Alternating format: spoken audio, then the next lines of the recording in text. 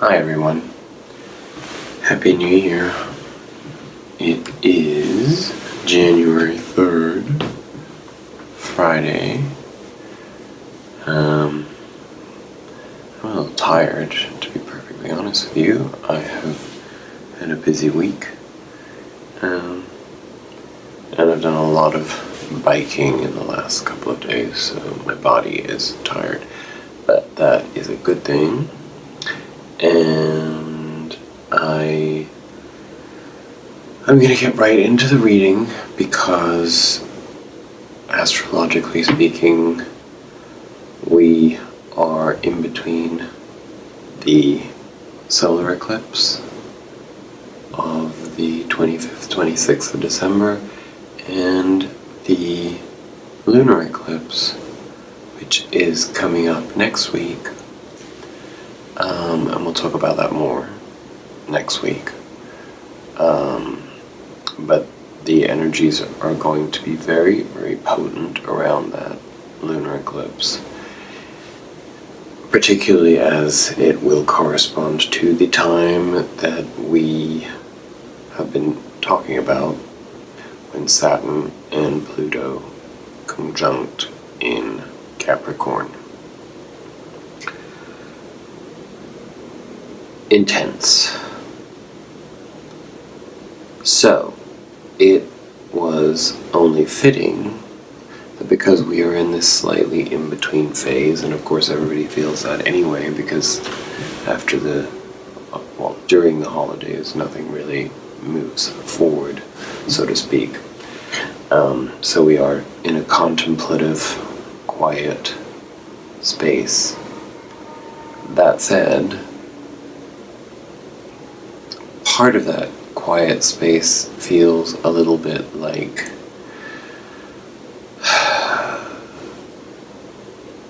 a death of whatever we were coming from.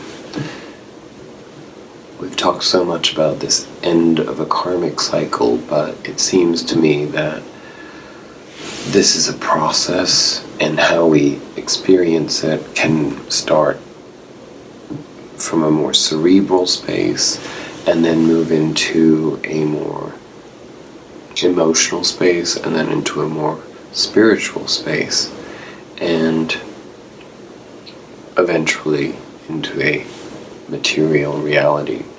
And I feel that we have been going through those first three stages, and they seem to be culminating in a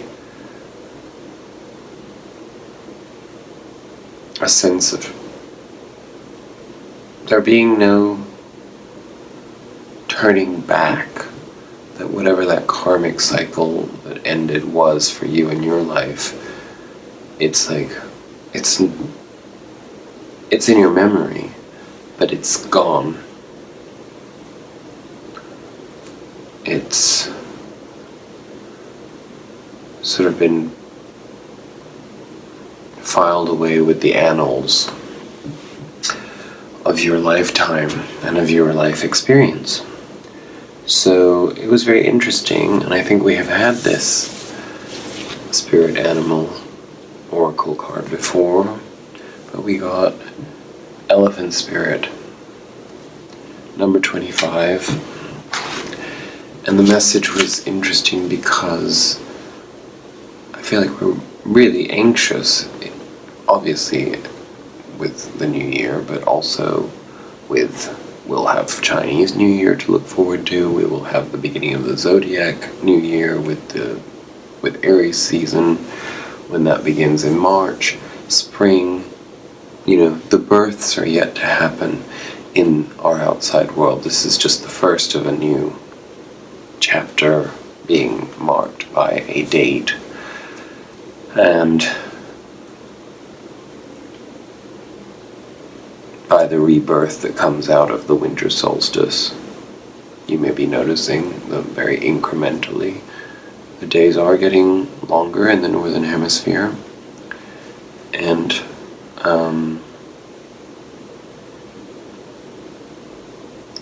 this makes us very conscious of time. So, Elephant Spirit has a message for us about that. And that is to learn from the past, but also to release it. So, the oracle message is, although we often wish we could leave the past behind, Elephant Spirit reminds us that memory matters. We must respect the wisdom of the elders who hand down to us traditions they have shaped to express our connection to each other and respect for the community. What has come before informs what we are experiencing today, and we must never forget our legacy of strength and dignity. Elephant Spirit appears with the message that we are to acknowledge that which came before and learn from it. All of us are memory-based creatures, and we must revisit the past to understand where we are and where we are going.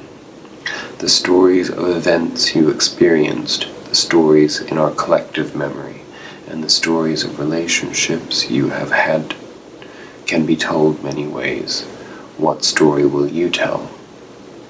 Elephant Spirit is here to encourage you to make it one that stirs in a sense of power and dignity. Stirs in you.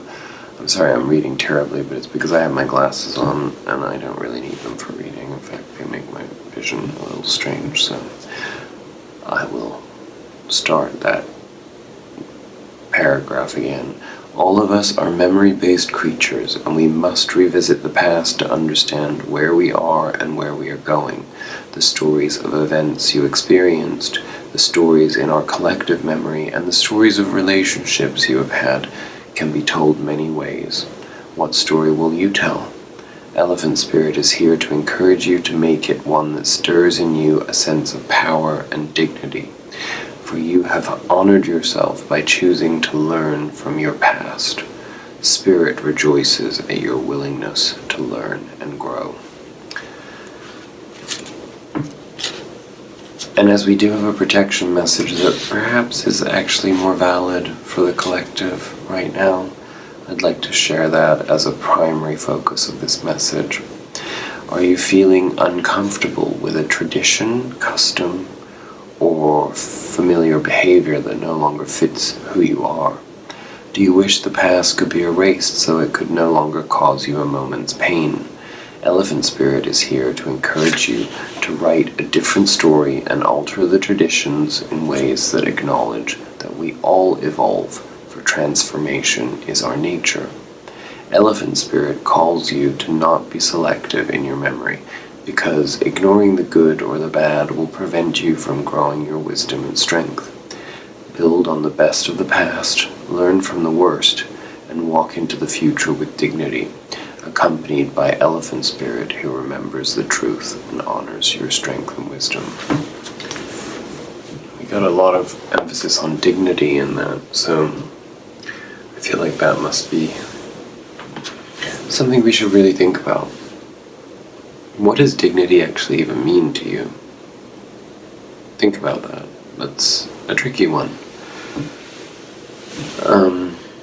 Because it's not really a value that we assess in ourselves.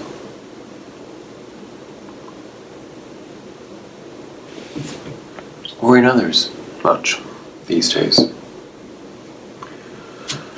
So I decided to pull the cards a little bit differently this week. It's still the same idea that the cards came out to express past, underlying energies, present, encompassing energies, and then future trends. But they came out from different decks, and I clarified with different decks. I can't really explain what my system was, but it made sense when I was doing it, and that's how I pull cards. Just however the energy comes through from Spirit. So our underlying energies of the week ahead are the Queen of Wands with the Queen of Cups, and again, the Queen of Cups came out.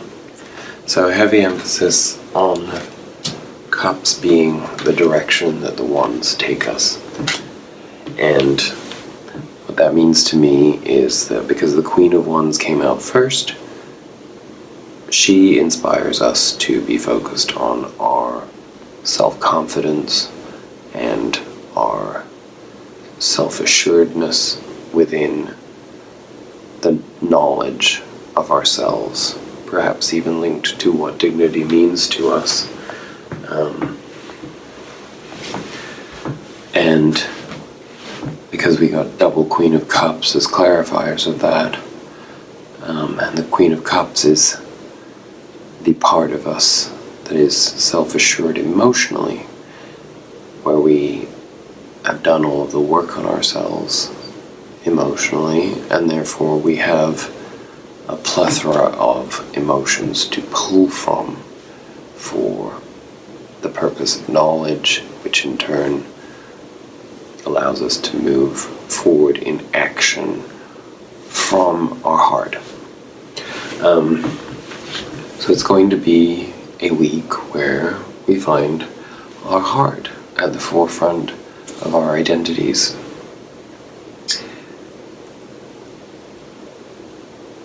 Which is in contrast to recent weeks where there has been much more of an emphasis on either the spiritual or the cerebral.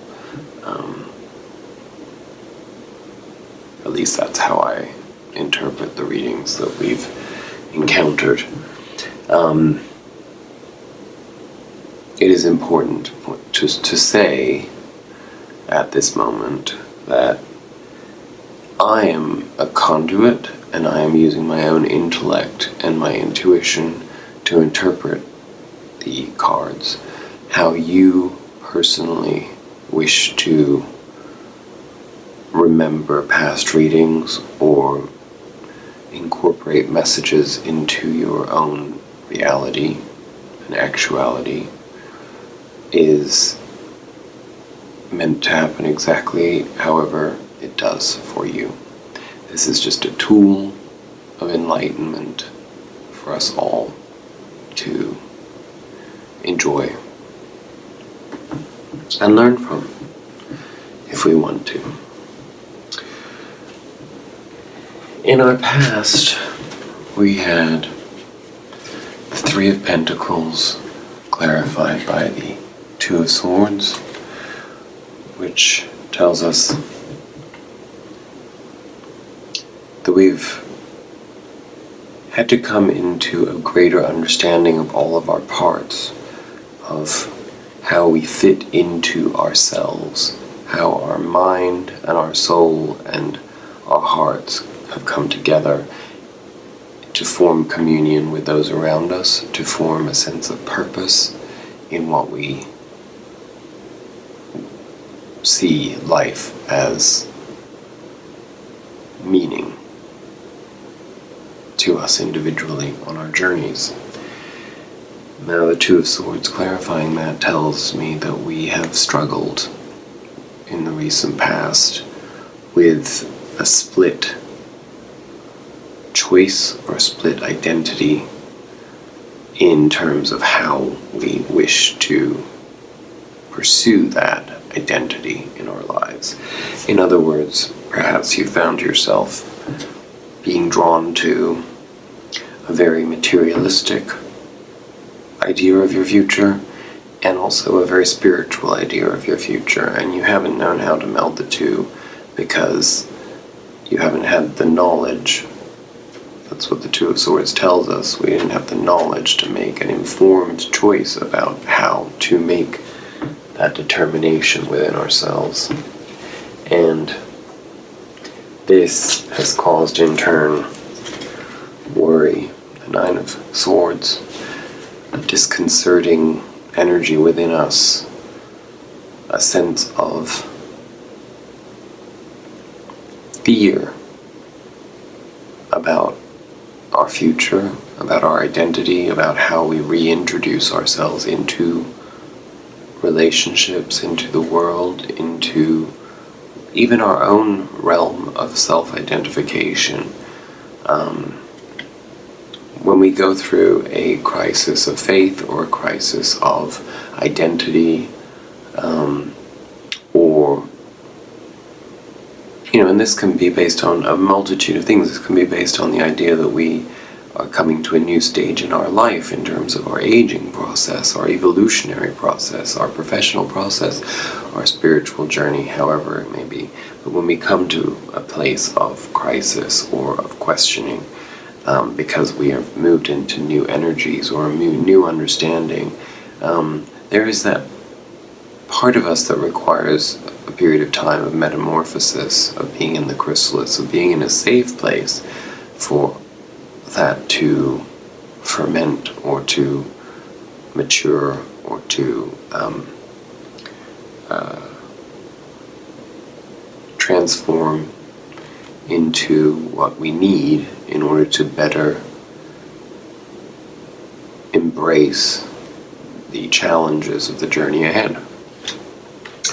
So there's a lot of worry within us about that. But the Strength card, or Fortitude, in this Hermetic Tarot deck,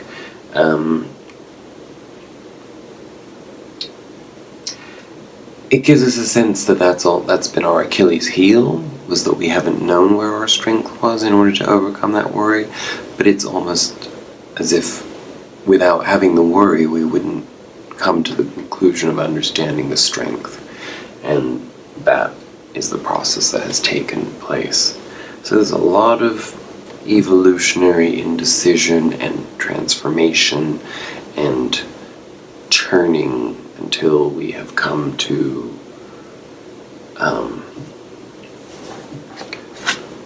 the Four of Wands energy, clarified by the Ten of Pentacles, which we've talked about in recent readings. The Four of Wands being, well, it is a card of celebration, but it is also a card of, the number 4 is the 4 pillars of life. It is having solid walls, solid structure around us, as much in the spiritual and the realm of ideas as in the physical, tangible, and in the emotional. So it can represent all of these things. But the Ten of Pentacles, clarifying it, is the card of legacy.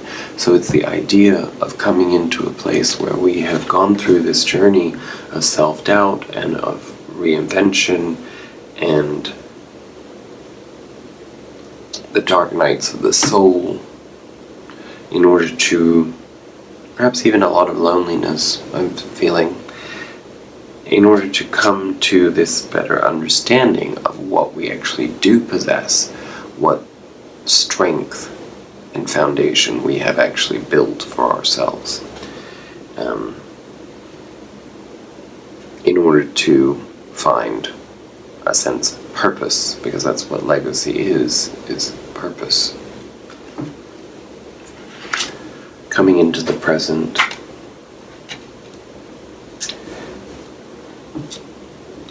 I took the Hermetic deck as the signifiers and the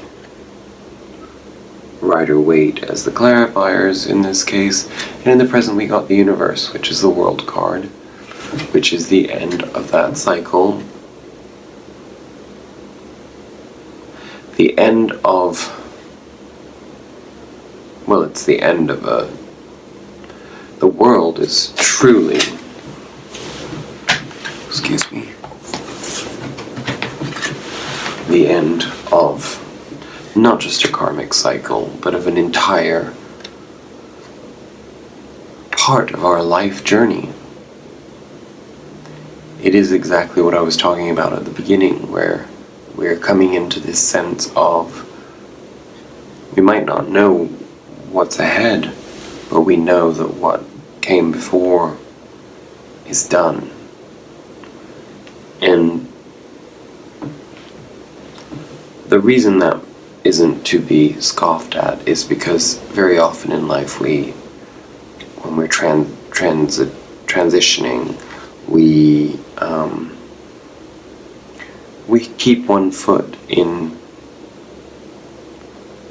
the other realm of the past, of the last experience, of the last experiential cycle, of the last definition of self.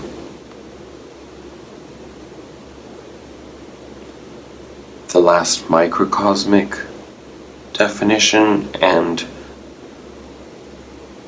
macrocosmic definition. In other words, this isn't just on an individual level, this is our entire reality on the verge of enormous shift. We've moved into a new era, certainly spiritually, and, well, take a look around. We're coming into the reality of that in the tangible world too. We're seeing all of these volatile, turbulent manifestations of change. We're at the very beginning of it, so hold on to your seats. And it was clarified by the Six of Cups, which tells me that what we're letting go of is our childhood. And when I say that, I don't mean literally our childhood, but it's the attachment to the self, the version of the self that we have held on to that is based in childhood. It's the end of being the inner child and the beginning of being the parent, individuated away from that separation, if that makes sense. It sounds very complicated and a little convoluted and even paradoxical, but it really isn't. The idea is that the inner child becomes absorbed within us so that we're actually able to tap into that childlike energy within as a part of our adult, self-parented, individuated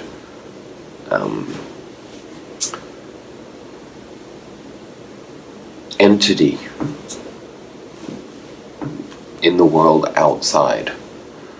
It's the melding of the process of all that subconscious work of coming into acceptance of trauma, into coming into resolution of trauma, and then in turn discarding trauma, again putting it into the annals of this journey, and instead giving ourselves the space to move into the unknown with the strength that we have cultivated.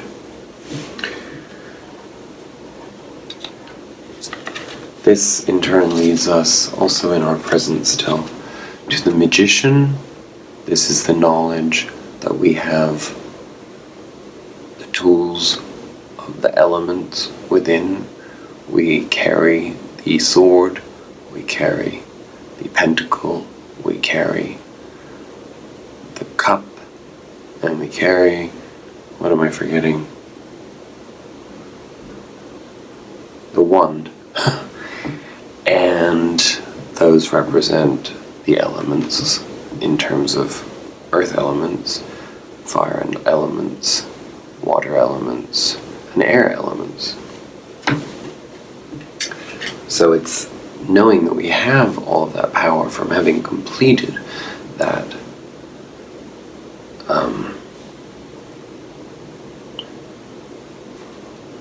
journey of the tree of life. And it was clarified by the Ace of Swords. So the magician carries the Ace of Swords. You can see it there in the depiction, planted in the ground. But the emphasis is on the Aces of Swords,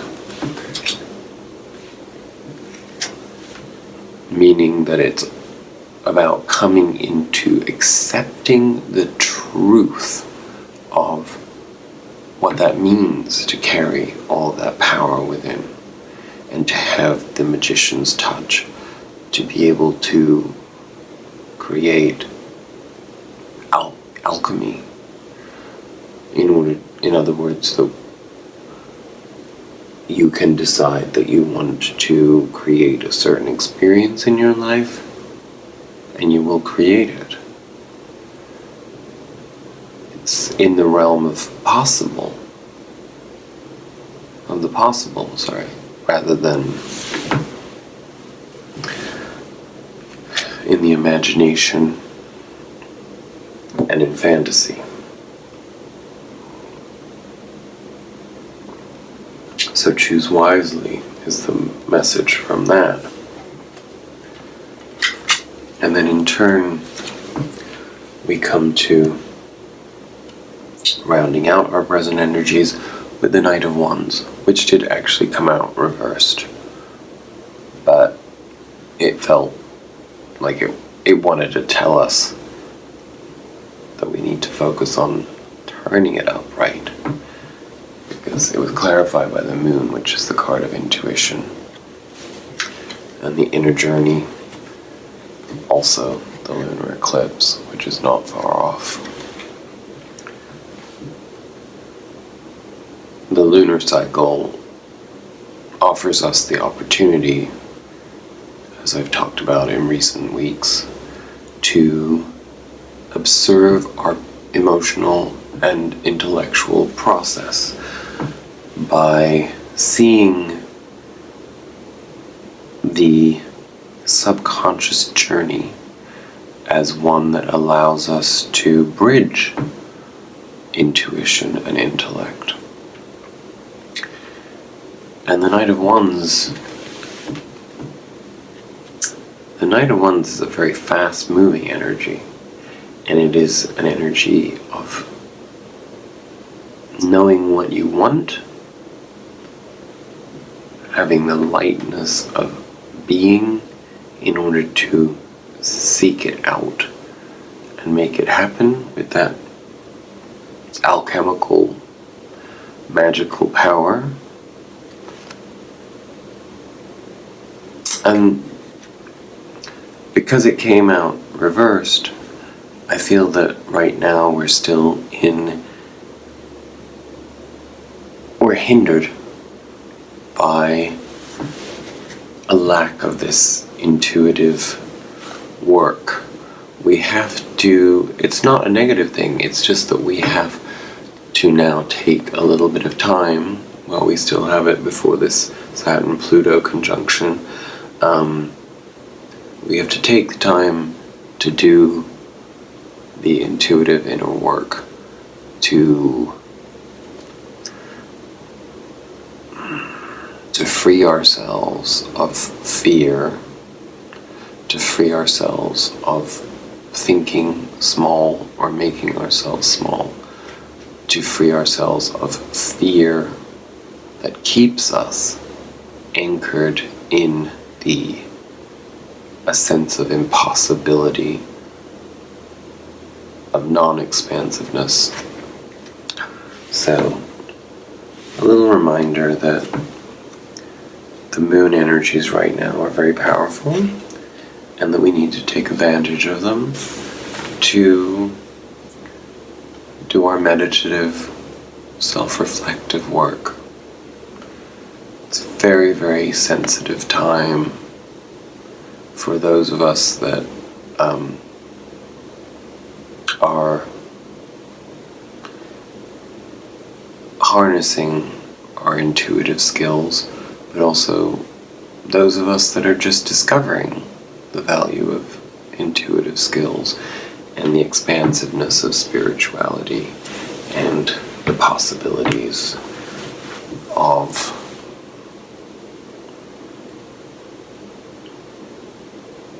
the unseen realms. Moving into our future, we have... Now, what did I pull first? Okay. We got the Queen of Swords, clarified by the Knight of Wands. So, as we come into taking ownership of that intuitive, intellectual bridge.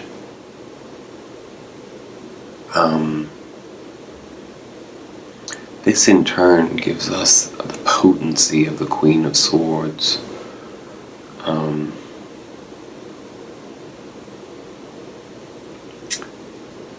In the sense that, how do I explain that? In knowing that truth, in taking ownership of that, it allows us, first of all, to observe how taxing that process can be, coming into that knowledge and accepting it and doing all of that hard work on ourselves intuitively and spiritually and in turn intellectually. And she's actually done a lot of hard work, and she's ready to turn her back on this heavy sense of burden, which I guess, if that Knight of Wands gets turned upright, that allows us to eliminate the heaviness and the weariness and embrace our truth and take ownership of that and then go out into the world and actually make things happen. This is a whole process of letting go of all of these insecurities. Done so much work to let go of these insecurities, to explore them, to feel the dark pain, those dark nights of the soul that we have experienced in order to grow and to stop being little broken children of trauma. They take their toll. But with our alchemical core and the lightness of the Knight of Wands, and embracing the lightness of that in our intuition, in other words, to see intuition as being something powerful and enjoyable and joyful and light, not dark and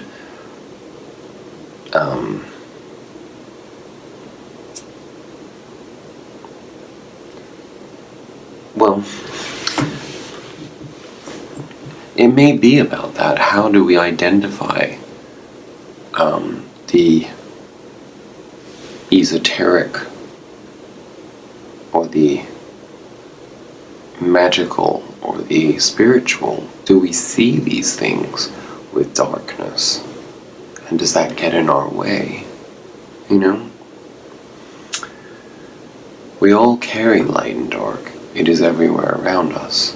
But we choose what we prioritize. And we choose what we put out into the world. And the more light we embrace, the more powerful light becomes in our world and in our experiences.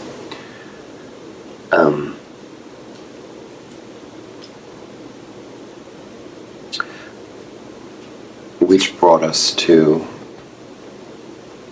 the Hanged Man in our near future. Again, more contemplation, this is more the idea of coming into a new understanding. And because, when you come into like a radical, big, new shift of perspective, you haven't actually had the experiences in your life to be able to assimilate that knowledge as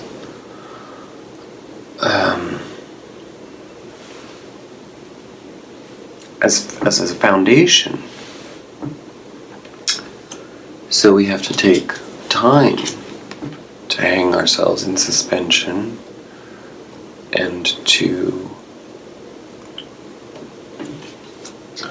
give ourselves the experiences that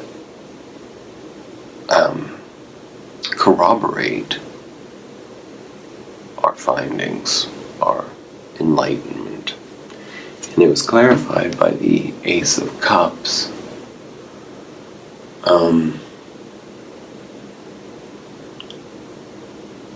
So, because we had those two Queens of Cups as indicators of the energies of the week ahead, and then we get this Ace of Cups here, clarifying the Hangman, I think we've maybe been a little too intellectualized in our process for some time, and now it's time to allow ourselves to feel some emotions that we haven't given ourselves the opportunity to experience, either for some time or ever. And that's going to differ for all of us. But embracing emotions, raw emotion, experiencing emotion voluntarily requires a lot of courage. But when we have the knowledge and perspective and sense of direction and purpose, the fear goes away. And that's what we're going to be experiencing. And it's really beautiful because the outcome of that process is the star. That ultimate balance of the 7 chakras, of the conscious and subconscious mind.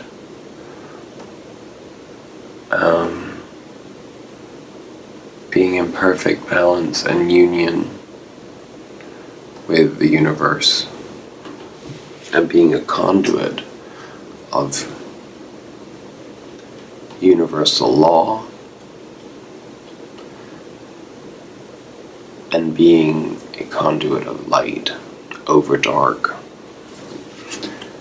And it was clarified by the world again. So massive turnover of ideas, of philosophy, of fundamental emotions, of how we feel our emotions, of how we perceive our emotions, and how we perceive the value of the emotional journey. Something about the spiritual and the emotional coming together, melding in for the first time ever in ways that we as individuals have never experienced. And this is coming from within.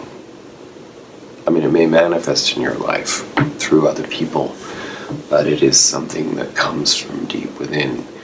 And going back to our spirit animal oracle card, when you think about that message of learning from the past and of not being afraid to let go of the past, because it is a part of us.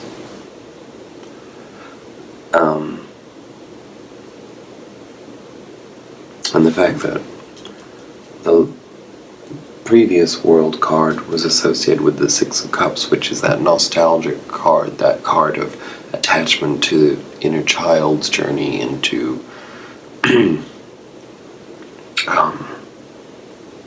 to our younger self. It's telling me that it comes out of that, comes out of letting go of that, and it leads us to the star, to this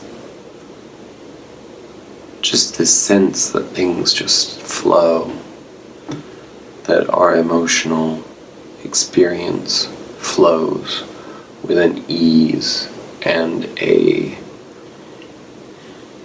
purposefulness.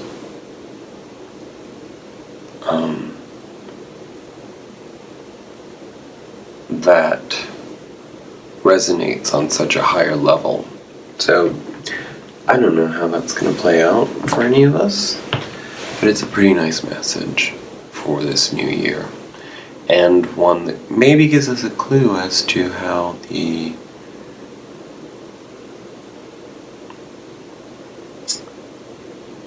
massive energies of 2020 are going to play out for us.